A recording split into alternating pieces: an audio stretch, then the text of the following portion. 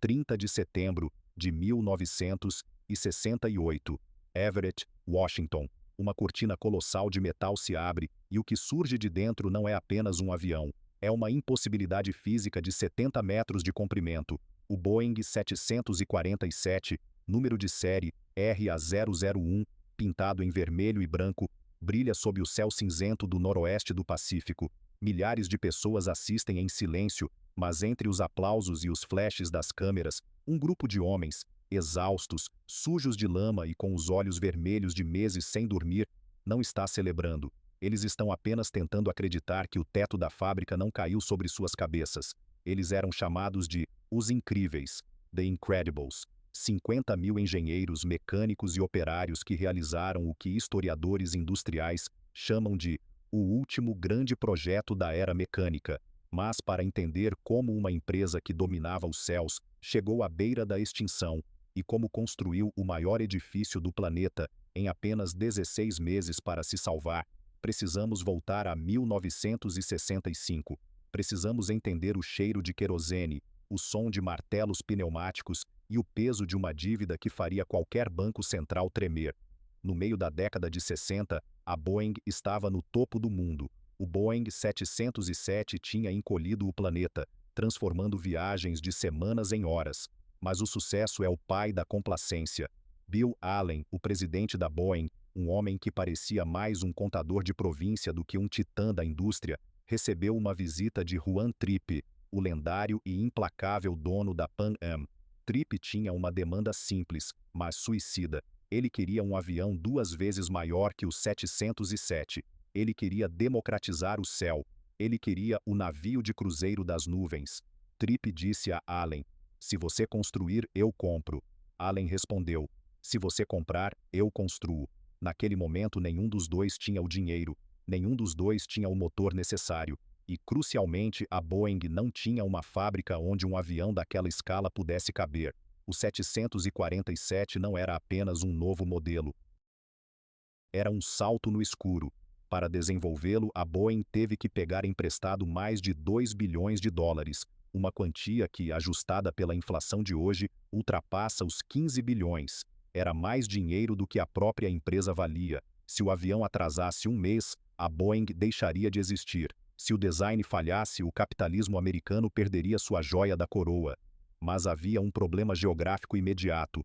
O 747 era tão grande, a cauda tinha a altura de um prédio de 6 andares, que ele não passava pelas portas das fábricas existentes em Seattle. A Boeing precisava de um novo lar, e precisava dele ontem. Em 1966, a empresa comprou 780 acres de floresta virgem e pântano em Everett, 50 quilômetros ao norte de Seattle. O terreno era um pesadelo logístico. Não havia estradas adequadas, não havia eletricidade de alta tensão, apenas árvores e lama, muita lama.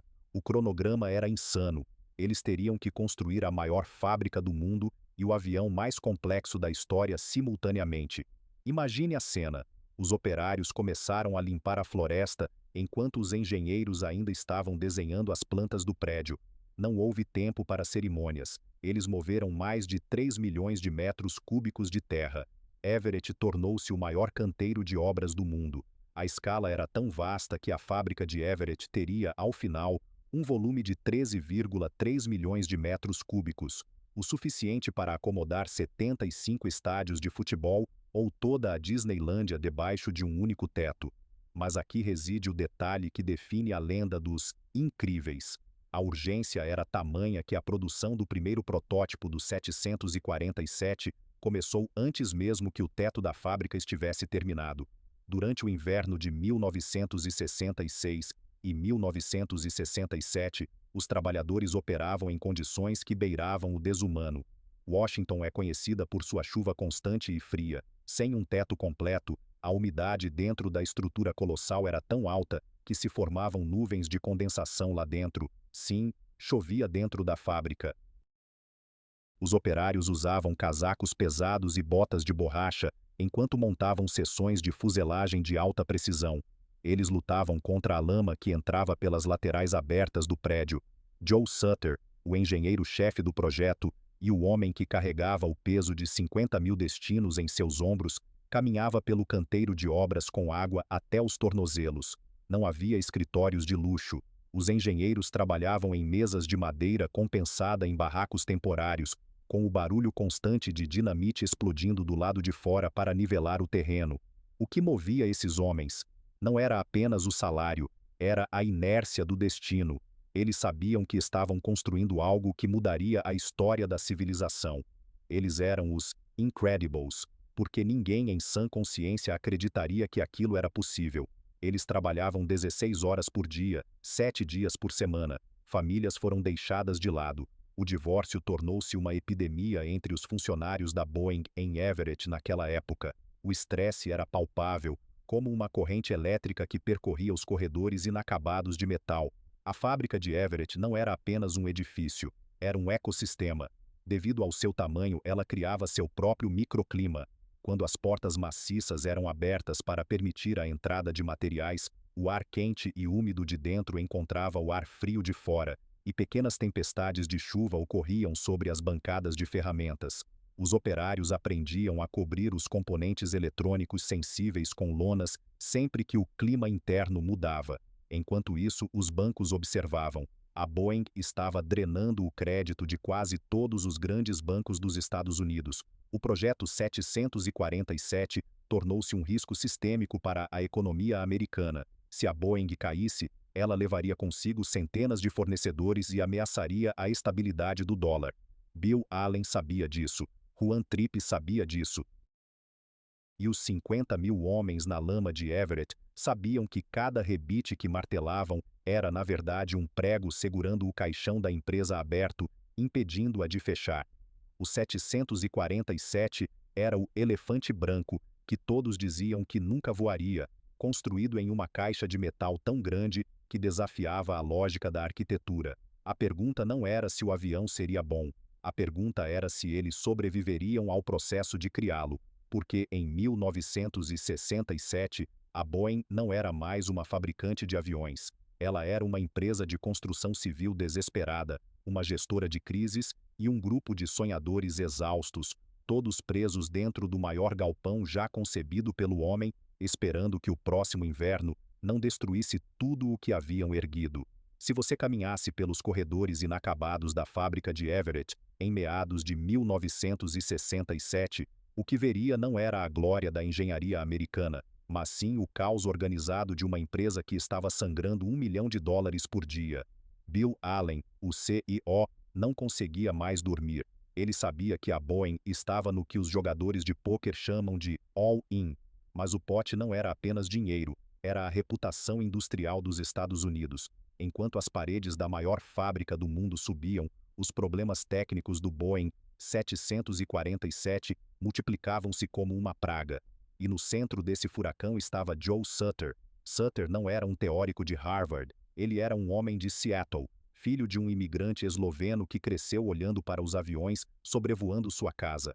Ele foi encarregado de liderar os Incredibles, mas a tarefa que recebeu era, em termos de engenharia, uma sentença de morte.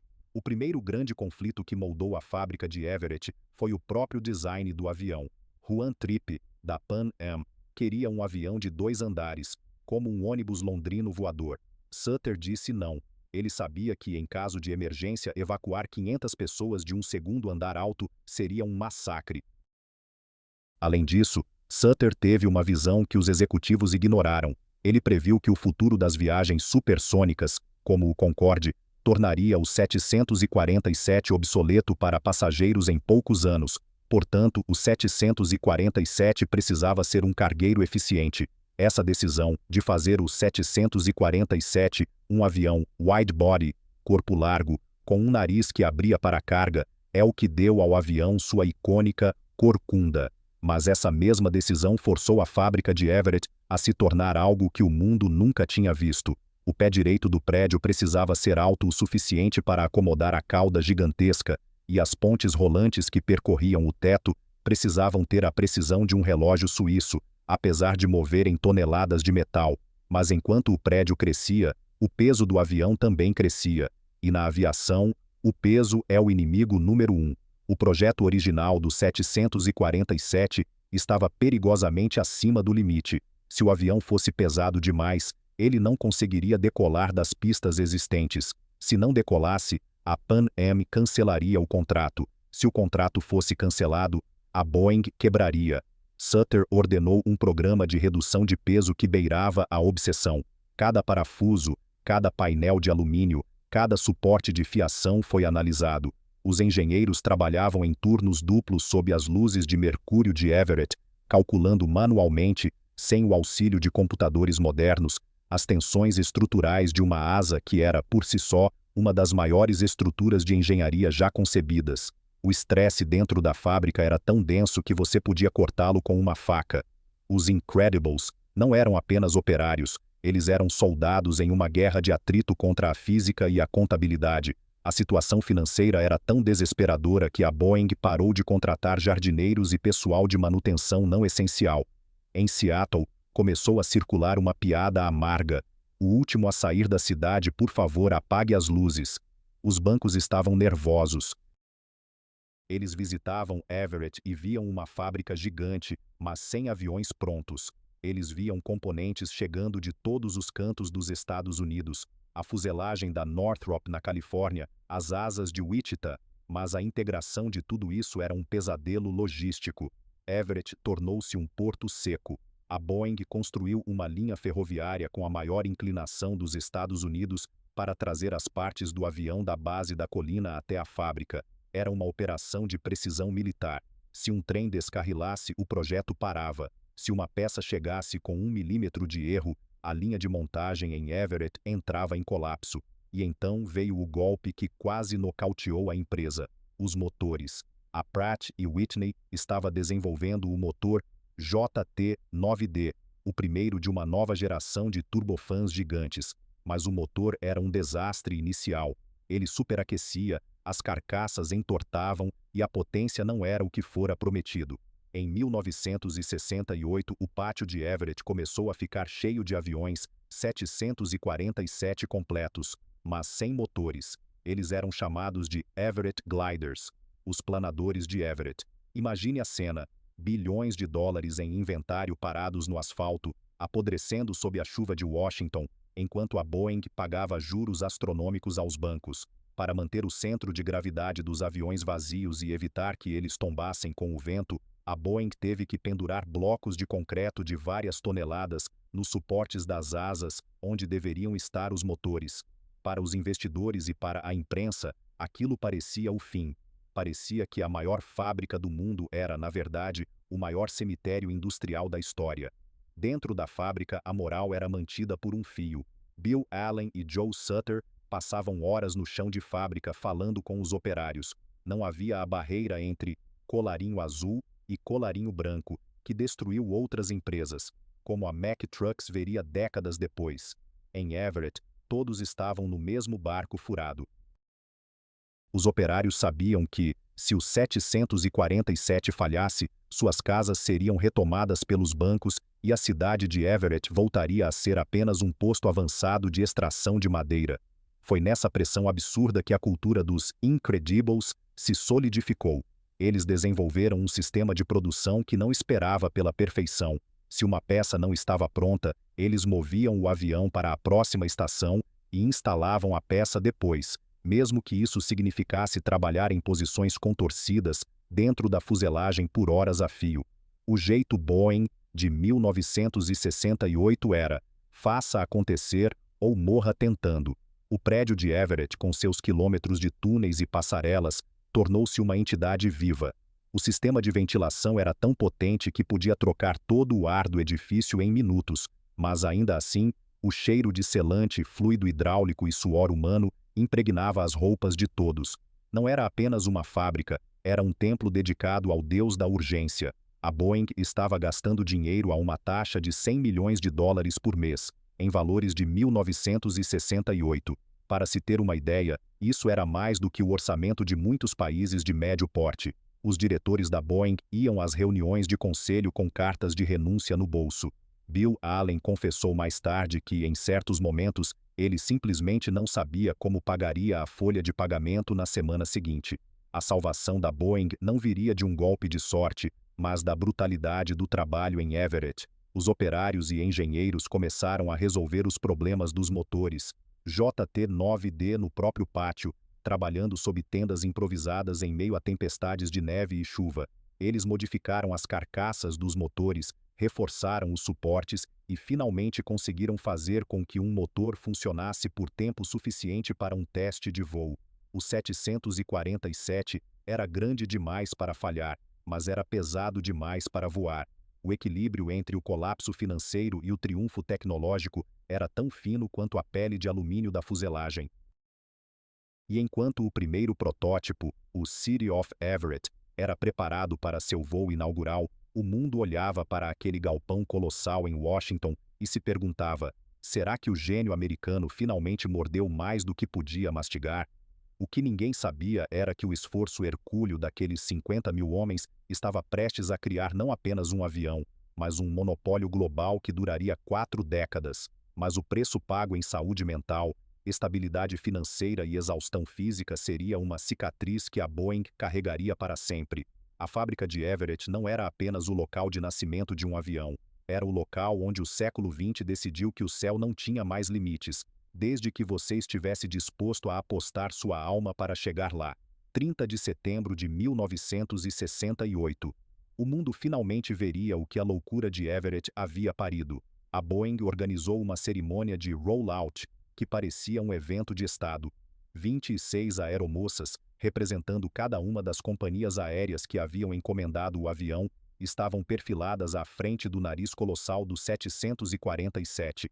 Quando as portas da fábrica, as maiores portas do planeta, se abriram, o que saiu de lá não era apenas metal. Era uma declaração de soberania tecnológica, mas enquanto as câmeras piscavam, Joe Sutter e Bill Allen trocavam olhares nervosos. Eles sabiam algo que a imprensa não sabia. Aquele avião era uma casca gloriosa. Ele ainda não voava. E pior, ele poderia nunca voar com segurança. A escala do 747 era tão absurda que os pilotos de teste enfrentavam um problema existencial. Eles estariam sentados a 3 andares de altura, à frente das rodas do nariz. Ao fazer uma curva no solo, o cockpit estaria projetado sobre a grama enquanto as rodas ainda estariam na pista. Para treinar os pilotos, a Boeing construiu um simulador bizarro chamado Waddell's Wagon, uma cabine de madeira montada no topo de um caminhão em movimento. Os pilotos tinham que aprender a dirigir o avião antes mesmo de saberem se ele sairia do chão. Era o improviso elevado ao nível de arte industrial, mas o verdadeiro terror não estava no solo, estava na aerodinâmica. Durante os túneis de vento, os engenheiros descobriram um fenômeno chamado flutter, vibração aeroelástica. Imagine as asas de um avião agitando-se violentamente como as asas de um pássaro ferido, até que a estrutura de metal simplesmente se estilhasse por fadiga.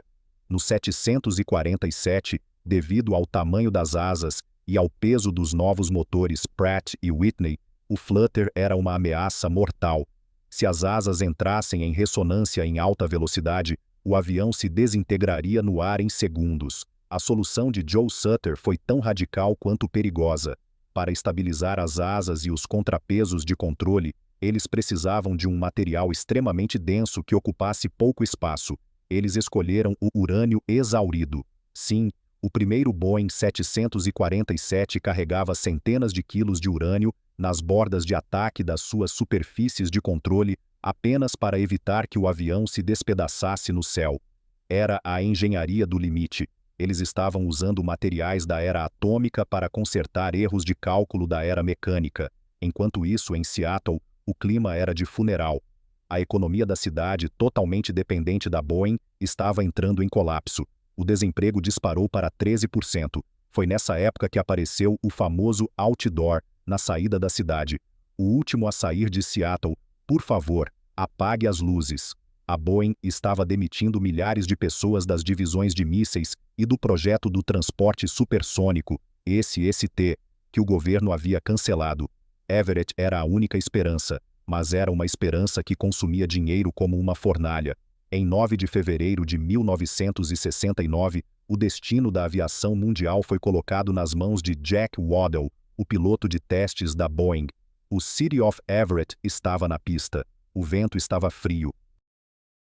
Milhares de operários pararam o trabalho na fábrica para observar através das frestas das portas. Se aquele avião caísse na decolagem, a Boeing morreria naquele exato minuto. Não haveria segundo protótipo. Não haveria resgate do governo. Waddell empurrou as manetes de potência. Os motores JT9D, que haviam falhado tantas vezes nos testes de solo, rugiram com uma força que fez o chão de Everett tremer. O gigante de 300 toneladas começou a correr. Ele parecia lento demais. Parecia pesado demais para as leis da física. Mas então o nariz subiu. As rodas deixaram o asfalto. O 747 estava voando. Waddell disse pelo rádio: "É um avião de um homem só. Ele voa lindamente." Dentro da fábrica houve choro. Homens durões que haviam passado 2 anos na lama abraçaram-se. Mas Joe Sutter não sorriu. Ele sabia que o voo inaugural era apenas o começo de um calvário de certificação. O avião era seguro. O mundo compraria um gigante que exigia a reforma de todos os aeroportos do planeta? E então os bancos atacaram. Um consórcio de 7 grandes bancos americanos, liderado pelo First National City Bank, estava segurando a nota promissória da Boeing. Eles haviam emprestado 1,2 bilhão de dólares, mais do que o valor líquido de toda a empresa. Em uma reunião lendária em Nova York, os banqueiros exigiram que Bill Allen cancelasse o projeto e liquidasse a empresa enquanto ainda restava algum patrimônio. Eles chamaram o 747 de uma fantasia de engenharia.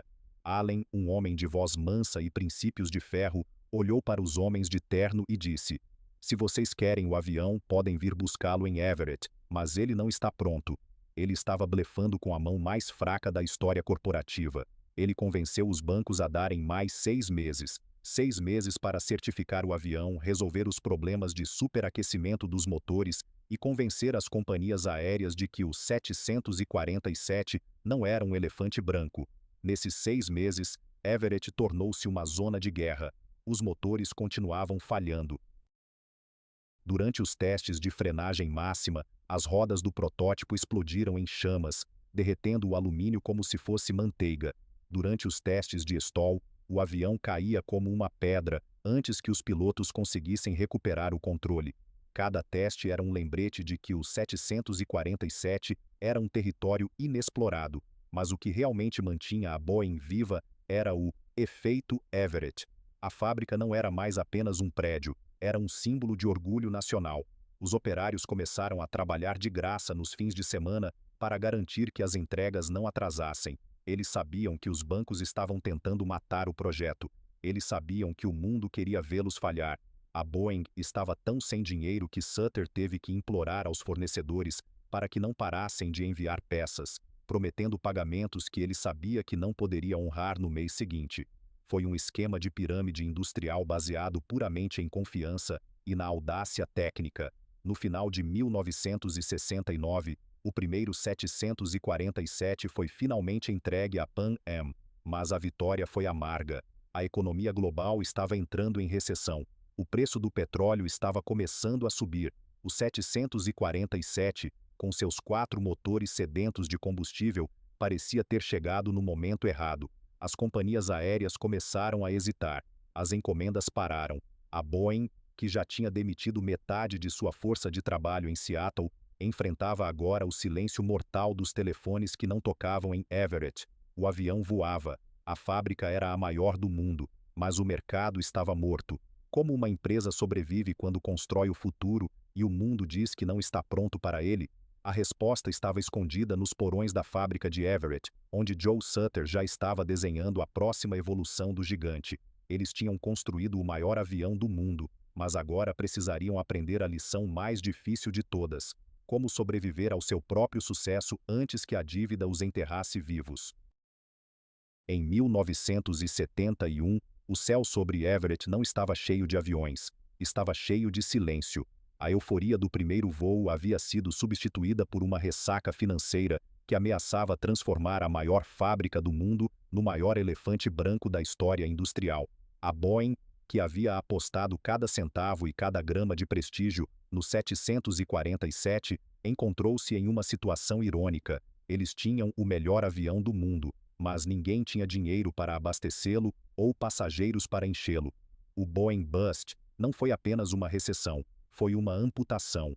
A força de trabalho da empresa em Seattle e Everett, que havia chegado a 101 mil pessoas durante o pico do desenvolvimento, foi reduzida para meros 37 mil em menos de 3 anos. Imagine o impacto humano disso.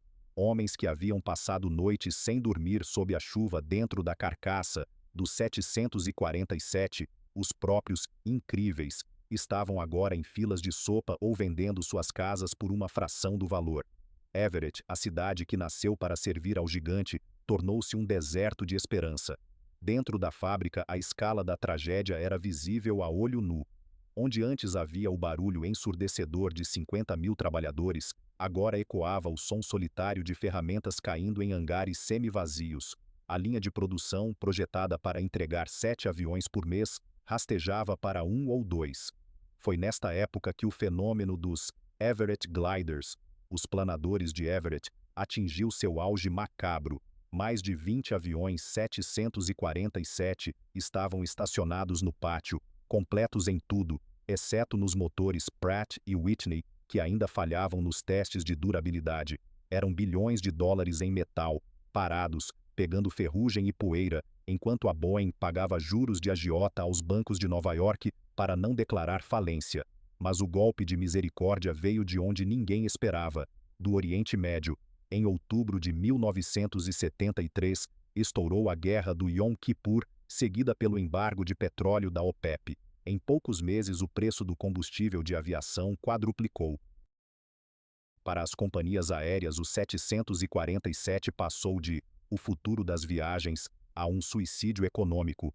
Com 4 motores que bebiam querosene como se não houvesse amanhã, o gigante tornou-se pesado demais para a nova realidade econômica. A Pan Am, a parceira de lançamento da Boeing, estava perdendo dinheiro tão rápido que os analistas previam sua quebra em meses. Se a Pan Am caísse, a Boeing cairia junto.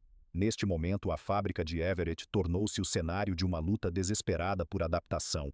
Joe Sutter e sua equipe sabiam que a única forma de salvar o 747 era provar que ele não era apenas um luxo para passageiros ricos, mas a espinha dorsal do comércio global. Eles começaram a empurrar a versão cargueira do 747 com uma agressividade nunca vista. Eles venderam a ideia de que o 747 poderia levar o equivalente a 10 caminhões de carga através do oceano em 10 horas. A estratégia era arriscada. Converter um avião de passageiros em cargueiro exigia reforçar o piso e instalar o nariz que abria para cima. Uma maravilha de engenharia que os incríveis tiveram que aperfeiçoar enquanto a empresa cortava o café e o aquecimento dos escritórios para economizar centavos. Mas funcionou. Companhias como a Lufthansa e a Japan Airlines começaram a ver o 747 não como um ônibus voador, mas como um navio cargueiro supersônico. No entanto, a pressão interna era insuportável. Thornton Wilson, o novo CEO, que herdou o desastre de Bill Allen, passava os dias em Washington, D.C., implorando por contratos militares e os fins de semana em Everett, tentando convencer os operários remanescentes de que a luz no fim do túnel não era um trem vindo na direção deles. A cultura da Boeing mudou. A arrogância dos engenheiros foi substituída por uma mentalidade de bunker. Eles aprenderam a fabricar aviões com o mínimo de recursos, otimizando cada rebite e cada gota de selante. O que salvou a Boeing e a fábrica de Everett durante esses anos sombrios foi algo que hoje chamamos de globalização, mas que na época era apenas sobrevivência pura. O 747 começou a abrir rotas que nunca haviam sido lucrativas. Ele permitiu que o turismo de massa nascesse. De repente, voar de Londres para Nova York ou de Tóquio para Los Angeles não era mais exclusividade de milionários. Ao colocar 400 pessoas em um único avião, o custo por assento caiu drasticamente apesar do preço do petróleo. A ironia era profunda. O avião que quase quebrou a Boeing por ser grande demais foi exatamente o que salvou o mundo da estagnação econômica. O 747 tornou-se o World Trade Center voador. Mas o custo para a comunidade de Everett foi permanente. A cidade nunca esqueceu os anos de 1971 a 1974. A relação entre a fábrica e os trabalhadores tornou-se mais pragmática e menos romântica. Os incríveis que sobreviveram aos cortes tornaram-se guardiões de um segredo doloroso. A engenharia de ponta não vale nada sem uma contabilidade implacável. A fábrica de Everett, com seus 40 hectares de teto, tornou-se um monumento à resiliência. Durante as noites frias de inverno, os operários olhavam para os hangares gigantes e lembravam-se de quando chovia lá dentro. Agora o clima era controlado, os processos eram mais eficientes, mas a sombra da falência ainda pairava como uma névoa sobre o Puget Sound. A Boeing sobreviveu à crise do petróleo por um fio de cabelo e pela teimosia de homens como Joe Sutter, que se recusaram a deixar o gigante morrer. Eles provaram que o 747 podia voar com lucro, mesmo em um mundo de energia cara. No final da década de 70, as encomendas começaram a voltar, mas o 747 que saía de Everett agora era diferente. Ele era mais pesado, mais potente e mais refinado. Ele não era mais um experimento, era o rei dos céus. No entanto, uma pergunta permanecia nos corredores da maior fábrica do mundo. Até quando um único modelo poderia sustentar uma empresa inteira? A resposta viria com a próxima geração de aviões, mas a lição de Everett já estava escrita no metal. Em tempos de crise, o tamanho pode ser sua maior fraqueza ou sua única armadura. E para a Boeing, o 747 foi ambas as coisas. Se a década de 70 foi um exercício de sobrevivência brutal, os anos 80 em Everett foram uma sinfonia de domínio. A lama que cobria as botas de Joe Sutter e dos incríveis havia sido pavimentada por concreto polido e uma eficiência que beirava a obsessão. A fábrica de Everett não era mais um canteiro de obras desesperado. Ela havia se tornado a linha de montagem mais valiosa do planeta. Cada vez que as portas gigantescas se abriam para deixar sair um novo 747, a Boeing depositava centenas de milhões de dólares no banco. O elefante branco havia se transformado na galinha dos ovos de ouro. Mas o mundo estava mudando novamente. A eletrônica estava começando a substituir a mecânica pura. Os motores estavam ficando tão potentes que a ideia de precisar de 4 deles para cruzar o Pacífico começava a ser questionada por reguladores. Mas a Boeing sabia que, para manter o trono, o 747 precisava de uma metamorfose cerebral. Foi assim que nasceu o Boeing 747-400, o ápice da linhagem. Dentro da fábrica de Everett, o desenvolvimento do 400 foi um choque cultural. Os velhos mecânicos que sabiam ajustar cabos de aço por instinto agora tinham que lidar com quilômetros de fibra ótica e telas de raios catódicos. O cockpit do 747, que antes parecia uma sala de máquinas de um submarino da Segunda Guerra, com centenas de medidores analógicos e a necessidade de um terceiro tripulante, o engenheiro de voo, foi reduzido a um glass cockpit digital, operado por apenas 2 pilotos. Essa mudança não foi apenas tecnológica, foi econômica. Ao eliminar o engenheiro de voo, a Boeing reduziu drasticamente o custo operacional para as companhias aéreas, mas para os incríveis em Everett, isso significou redesenhar quase toda a fiação interna do gigante, enquanto a linha de produção continuava a todo vapor. A pressão era diferente agora. Não era mais a pressão de fechar as portas, mas a pressão de manter um padrão de perfeição que o mundo inteiro esperava. A fábrica de Everett nos anos 80 era uma cidade que nunca dormia. 3 turnos 24 horas por dia. O prédio original foi expandido para acomodar a nova linha de montagem do Boeing 767, mas o 747 continuava sendo o monarca absoluto. O volume de operações era tão vasto que a Boeing mantinha seu próprio corpo de bombeiros, seu próprio sistema de segurança médica e uma frota de veículos internos que rivalizava com a de pequenas cidades. O teto da fábrica, que antes deixava a chuva entrar, agora abrigava um sistema de iluminação e ventilação tão complexo que custava milhões de dólares apenas para ser mantido ligado. Foi nesta época que o 747 conquistou a Ásia. Companhias como a Japan Airlines, a Cathay Pacific e a Singapore Airlines tornaram-se os maiores clientes de Everett. O 747 tornou-se a ponte que unia o Oriente ao Ocidente, permitindo que a economia global acelerasse a uma velocidade sem precedentes. No Japão, a Boeing chegou a construir versões especiais do 747 para voos domésticos de curtíssima distância, transportando mais de 500 pessoas em saltos de apenas 1 hora. O avião era robusto o suficiente para suportar ciclos de decolagem e pouso que destruiriam qualquer outra aeronave. Em Everett, o orgulho era palpável. Os operários sentiam que faziam parte de uma elite industrial. Ser um incrível da Boeing era um status social em Washington. As famílias se orgulhavam de dizer que o pai ou o avô haviam ajudado a montar a asa do Air Force One, o 747 modificado que servia ao presidente dos Estados Unidos. O 747 não era mais apenas um avião, era o símbolo da hegemonia americana. Ele carregava o ônibus espacial nas costas. Ele levava reis, papas e presidentes, e cada um deles tinha nascido no mesmo galpão cercado por florestas em Everett. Mas enquanto o 747-400 reinava soberano, uma sombra silenciosa começava a crescer nos escritórios de planejamento da Boeing e na concorrência em Toulouse, na França. A tecnologia dos motores evoluiu tanto que os bimotores estavam se tornando capazes de fazer o que antes apenas o 747 podia fazer. A introdução das regras ETOPS, Extended Range Twin Engine Operational Performance Standards, permitiu que aviões com apenas 2 motores cruzassem oceanos com segurança.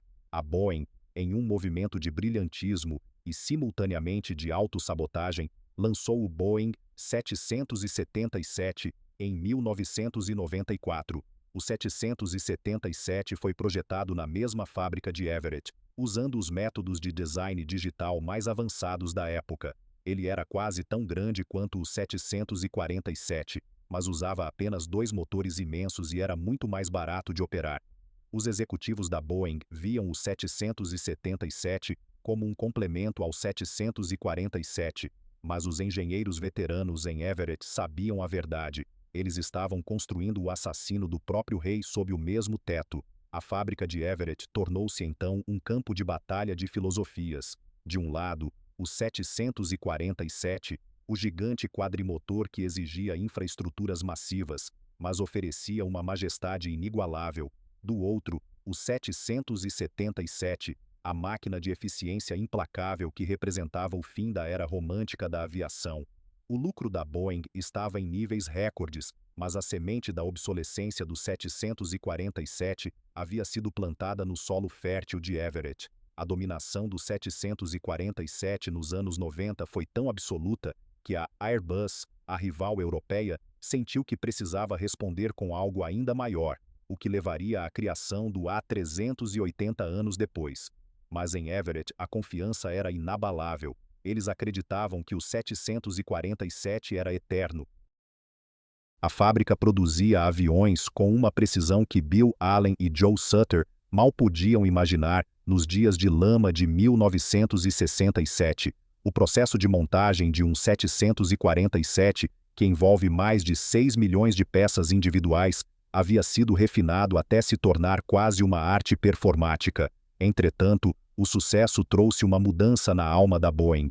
A empresa começou a ser gerida mais por Wall Street do que por engenheiros. A fusão com a McDonnell Douglas, em 1997, trouxe uma nova mentalidade focada em métricas financeiras acima de audácia técnica. A cultura dos incríveis começou a ser diluída por uma burocracia corporativa que via a fábrica de Everett não como um templo de inovação, mas como um centro de custos que precisava ser otimizado.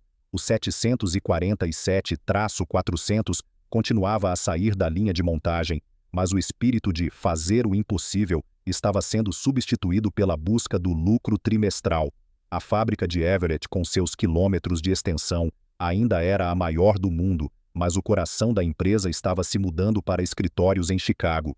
A era de ouro estava em seu auge, mas como toda era dourada, ela escondia as rachaduras que o tempo e a arrogância inevitavelmente ampliariam. O 747 havia mudado o mundo, democratizado o céu e salvado a Boeing da ruína.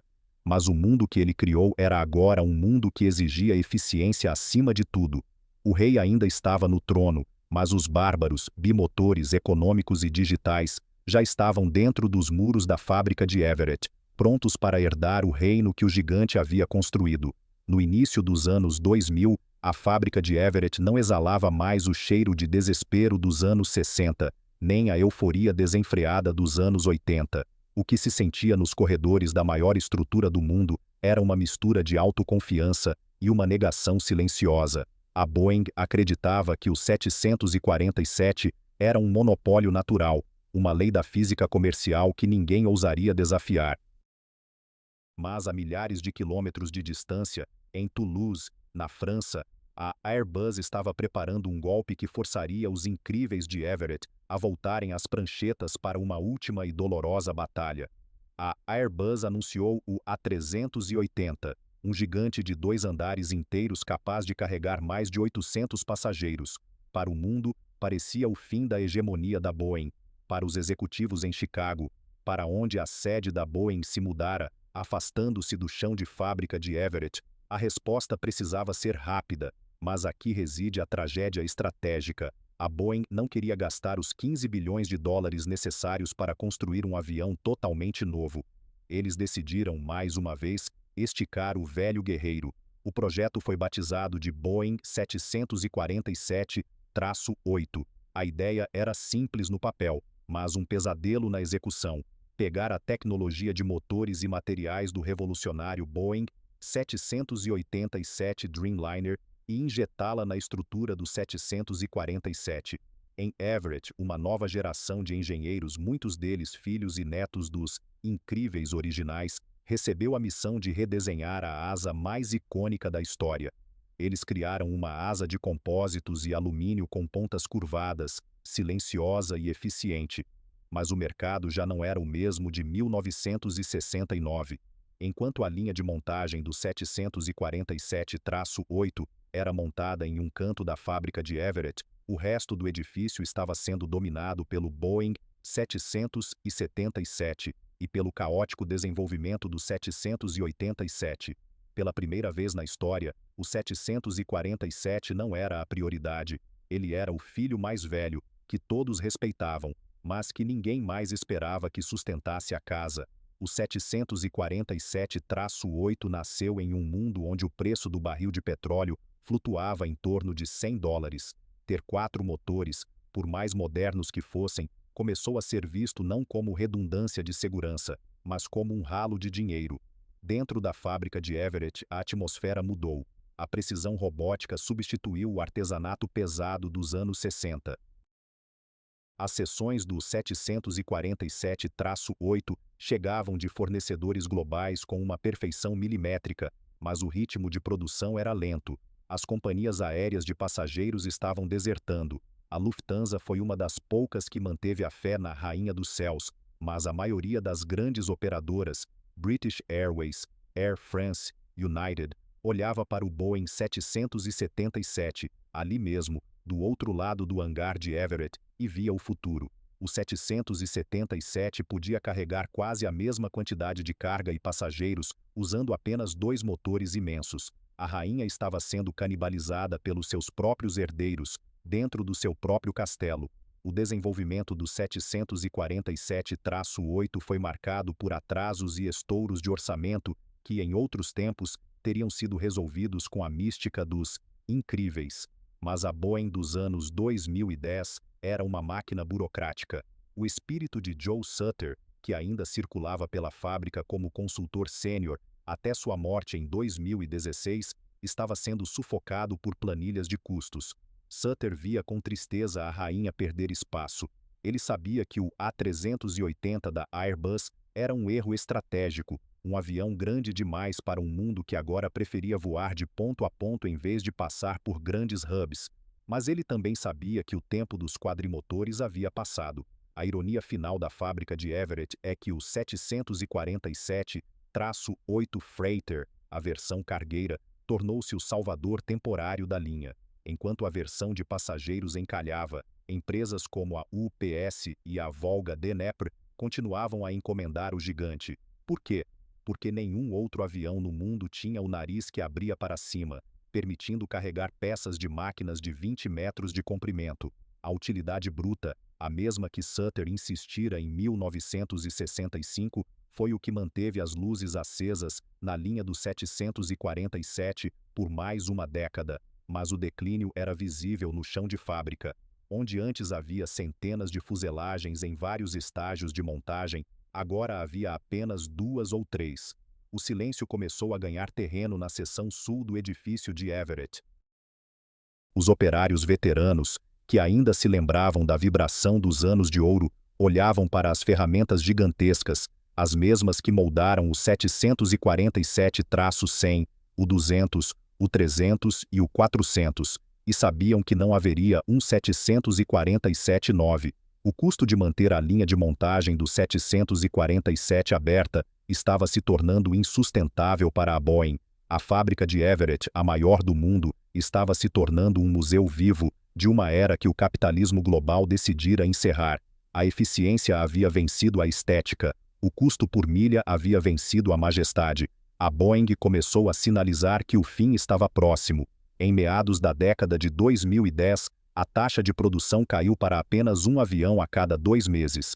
Era o ritmo de um coração que batia devagar, preparando-se para parar. O orgulho dos trabalhadores de Everett ainda estava lá. Eles sabiam que estavam construindo o melhor avião já feito, mas havia uma melancolia pairando sobre os rebites de titânio. Eles eram os últimos guardiões de uma linhagem real. Enquanto isso, a fábrica de Everett continuava a ser uma maravilha. O microclima interno ainda criava nuvens ocasionais perto do teto de 11 andares de altura. Os trens ainda subiam a colina de Everett com peças vindas de todo o mundo, mas a energia da fábrica agora estava voltada para o Boeing 777X e para a recuperação do problemático 787, o 747, o avião que construiu a Boeing, o avião que salvou a empresa da falência, o avião para o qual Everett fora especificamente desenhada, estava agora sendo discretamente empurrado para a saída dos fundos. A rainha dos céus estava envelhecendo, e o trono em Everett estava ficando vazio. A pergunta não era mais se o 747 pararia de ser produzido, mas quem teria a honra de martelar o último rebite no avião que encolheu o mundo. O destino da fábrica de Everett, uma vez intrinsecamente ligado ao 747, agora pertencia a máquinas mais eficientes, menos românticas e muito mais lucrativas. A era dos gigantes estava chegando ao fim, e o silêncio que se aproximava da linha de montagem era o som de uma promessa cumprida. O 747 mudara o mundo, tanto que o mundo não precisava mais dele. Julho de 2020. Não houve fanfarra, nem desfile de aeromoças, nem o brilho dos refletores que acompanharam o nascimento do RA001 em 1968. O anúncio do fim da produção do Boeing 747 veio na forma de um parágrafo seco em um relatório financeiro trimestral. A Boeing, mergulhada na maior crise de sua história devido aos problemas do 737 MAX e ao colapso do turismo global causado pela pandemia, decidiu que era hora de desligar os aparelhos da rainha. Para os analistas de Wall Street, era apenas uma racionalização de portfólio, mas para os homens e mulheres dentro da fábrica de Everett, foi como se tivessem anunciado a demolição da própria alma do edifício. 54 anos, 1.574 aviões. O 747 sobreviveu a crises do petróleo, a guerras, a recessões e a 3 gerações de CEOs. Ele construiu a fábrica de Everett, e a fábrica de Everett o manteve vivo por meio século. Mas em 2022, a seção sul do maior edifício do mundo tornou-se um lugar de fantasmas, onde outrora 50.000 incríveis lutavam contra a lama e a chuva interna para salvar a empresa da falência. Agora restava apenas uma equipe reduzida de especialistas veteranos. Eles tinham a tarefa mais melancólica da aviação: montar o último exemplar, o número de série 1574. Trabalhar na linha do 747 nos seus meses finais era como caminhar por uma catedral após a última missa. As ferramentas gigantescas, os moldes de aço que deram forma às asas que encolheram o planeta, estavam sendo marcadas para desmonte. Os operários, muitos deles com 30 ou 40 anos de casa, moviam-se com uma reverência silenciosa. Não havia pressa. Cada rebite martelado na fuselagem do último 747-8 Freighter para a Atlas Air era um ato de despedida.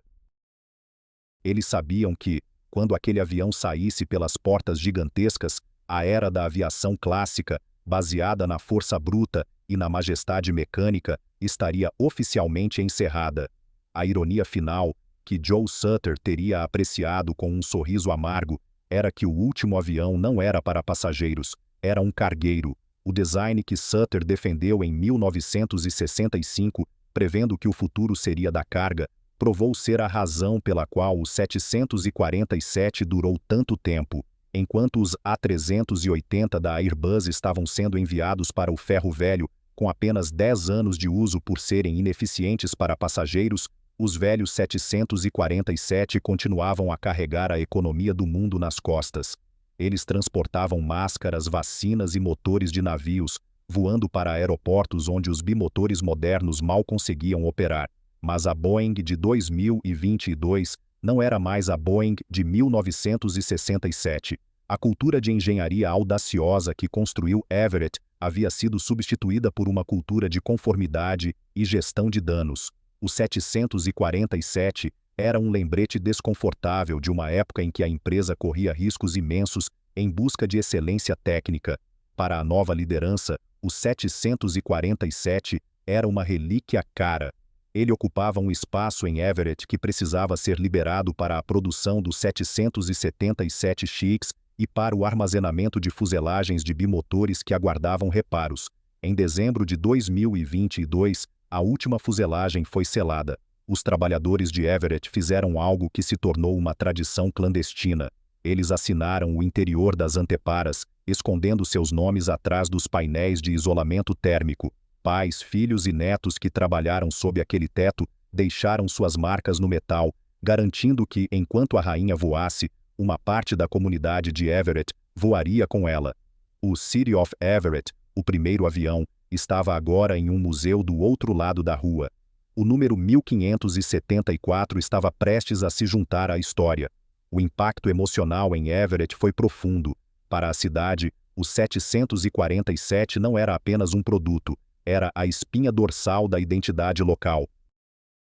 O fechamento da linha significava que o conhecimento artesanal de montar um quadrimotor gigante estava morrendo com aquela geração.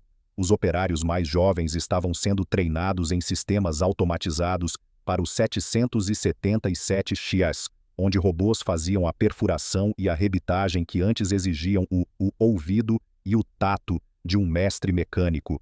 A fábrica de Everett estava se tornando mais eficiente, mas também mais fria. Quando o último 747 saiu da linha de montagem, em uma noite chuvosa de dezembro, não houve celebração pública imediata.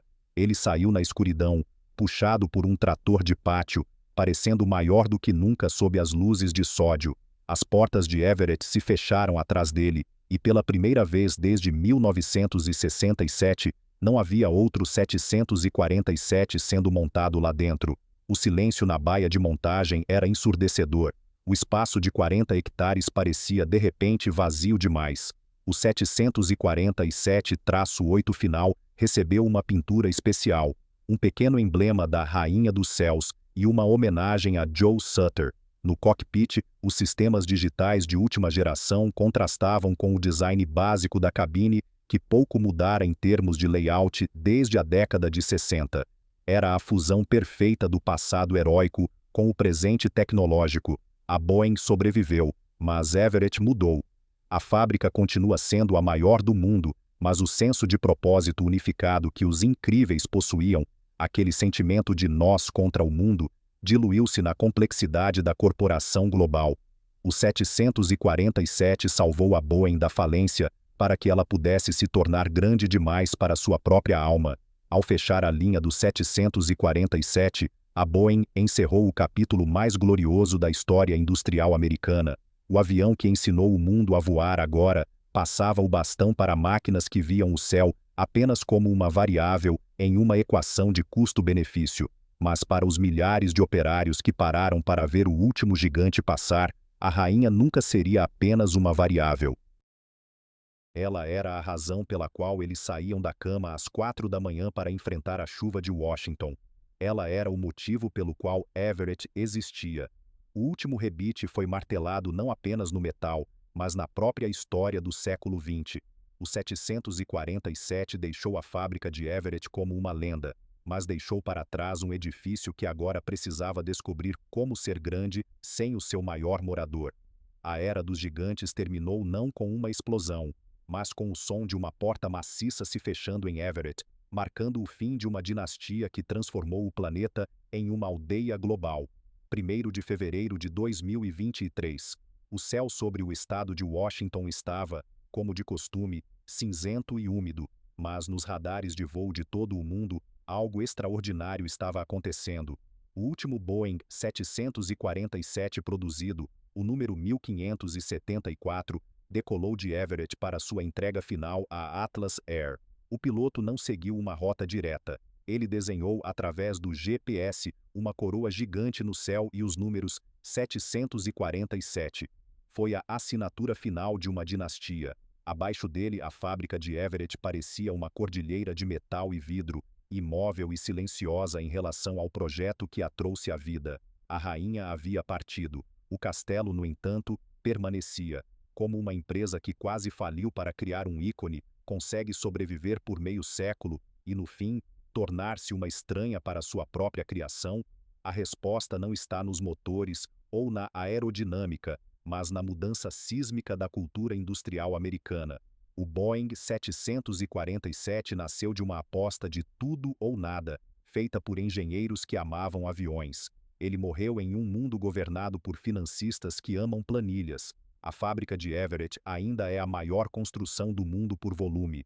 Ela continua sendo uma maravilha técnica, mas entre em seus corredores hoje e você sentirá a diferença. A lama de 1967 foi substituída por pisos de epóxi impecáveis. O som dos martelos pneumáticos dos incríveis deu lugar ao zumbido eletrônico de robôs de alta precisão que perfuram as asas do Boeing 777X. A eficiência é absoluta, o desperdício é zero, mas a audácia, aquele sentimento de que se estava desafiando as leis da probabilidade, parece ter evaporado junto com o cheiro de querosene dos velhos motores JT9D. O legado do 747 é o mundo moderno. Antes dele, voar era um privilégio da elite, uma experiência de luxo inacessível para 95% da população global. O 747 democratizou o céu.